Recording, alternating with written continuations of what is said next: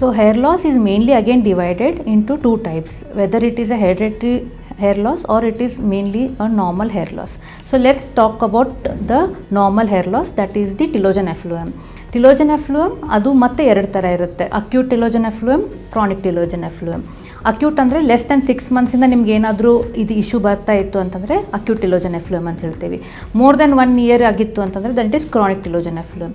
ಇದರಲ್ಲಿ ಮತ್ತೆ ತುಂಬ ಕಾಸಸ್ ಇರ್ತವೆ ಯಾಕೆ ಹೇರ್ ಲಾಸ್ ಆಗ್ತಾ ಇದ್ದಾವೆ ಅಂದರೆ, most common causes are any stress, ಏನಾದರೂ ಡಯಟ್ ಅಂದರೆ ಕ್ರ್ಯಾಶ್ ಡಯಟ್ ಮಾಡಿದರೆ, are you had any infections like dengue, typhoid, ಇಲ್ಲರ ಫೀವರ್ ಯಾವುದಾದ್ರೂ ಇತ್ತು, ಹಾಸ್ಪಿಟಲೈಸೇಷನ್, ಸರ್ಜರೀಸ್, ಇವೆಲ್ಲ ಬಂದುಬಿಟ್ಟು ನಿಮಗೆ ಅಕ್ಯೂಟ್ ಟೆಲೋಜನ್ ಎಫ್ಲೂಯಮ್ ಕಾಸ್ ಮಾಡುತ್ತೆ.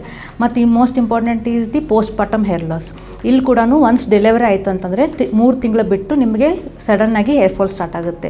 These are all mainly because of there is some stress activity, ಅದು ನಿಮ್ಮ ಹೇರ್ ಗ್ರೋತನ್ನು ಸ್ಟಾಪ್ ಮಾಡಿಬಿಡುತ್ತೆ. ಸೊ ಅದರಿಂದ ನಿಮಗೆ ಸಡನ್ನಾಗಿ ಹೇರ್ ಫಾಲ್ ನೋಡೋಕ್ಕೆ ಕಂಡು ಬಂದುಬಿಡುತ್ತೆ.